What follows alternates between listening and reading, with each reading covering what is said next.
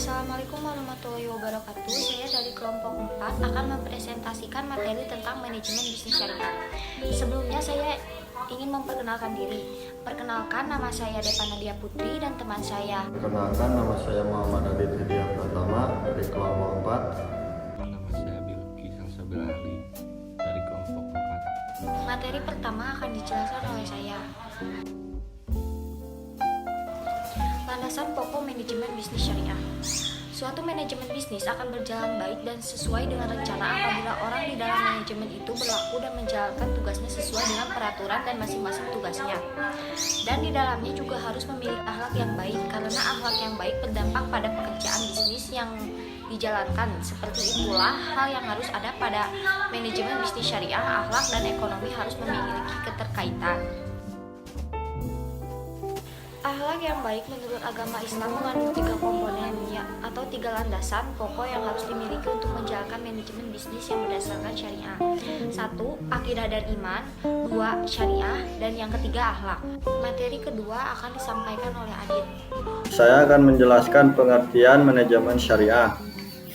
Manajemen syariah adalah suatu pengelolaan untuk memperoleh hasil optimal yang bermuara pada pencarian ridha Allah. Oleh sebab itu, maka segala sesuatu langkah yang diambil dalam menjalankan manajemen tersebut harus berdasarkan aturan-aturan Allah. Aturan-aturan itu tertuang dalam Al-Quran, Al-Hadis, dan beberapa contoh yang telah diajarkan oleh Nabi Muhammad SAW dan para sahabatnya. Kemudian, 4 fungsi standar manajemen syariah ada yaitu perencanaan atau planning. Planning merupakan fungsi manajemen yang berkenaan dengan pendefinisian sasaran untuk kinerja badan usaha atau organisasi di masa depan. Dan yang kedua, pengorganisasian atau organizing.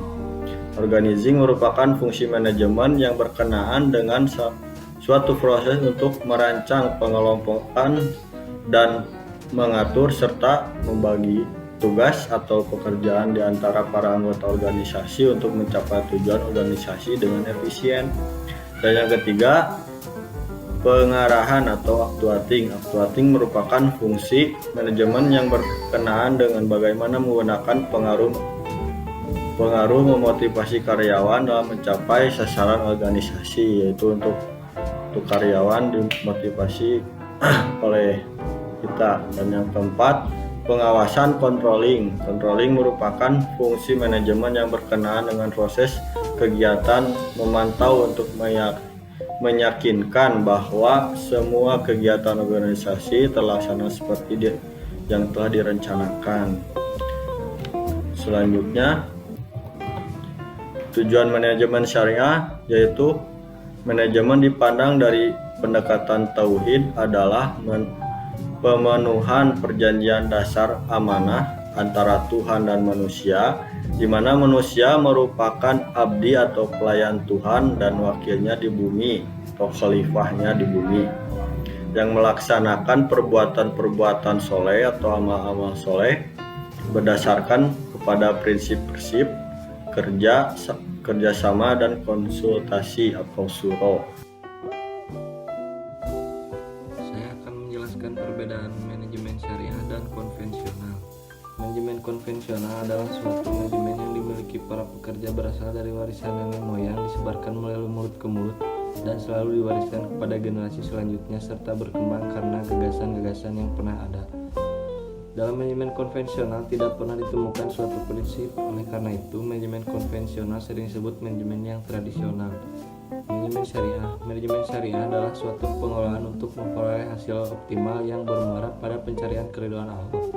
Langkah yang diambil dalam menjalankan manajemen tersebut harus berdasarkan aturan-aturan Allah.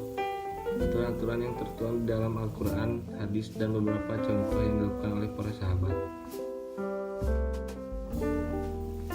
Nilai-nilai manajemen syariah dalam perusahaan. Dalam konsep manajemen syariah yang dirumuskan oleh Dr. Hididin Hafihuddin dan Henry Tanjung dalam bukunya yang berjudul Manajemen Syariah dalam Praktik.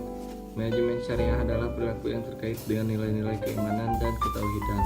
Setiap perilaku orang yang terlibat dalam sebuah kegiatan dilandasi dengan nilai tauhid.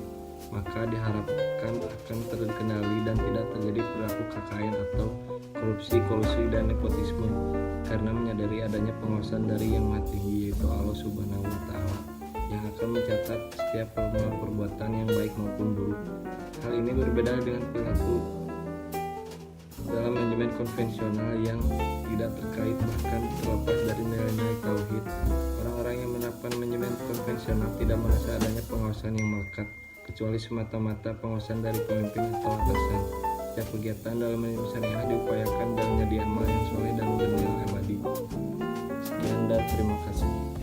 Sekian presentasi dari kelompok kami. Mohon maaf bila ada kesalahan. Terima kasih. Wassalamualaikum warahmatullahi wabarakatuh.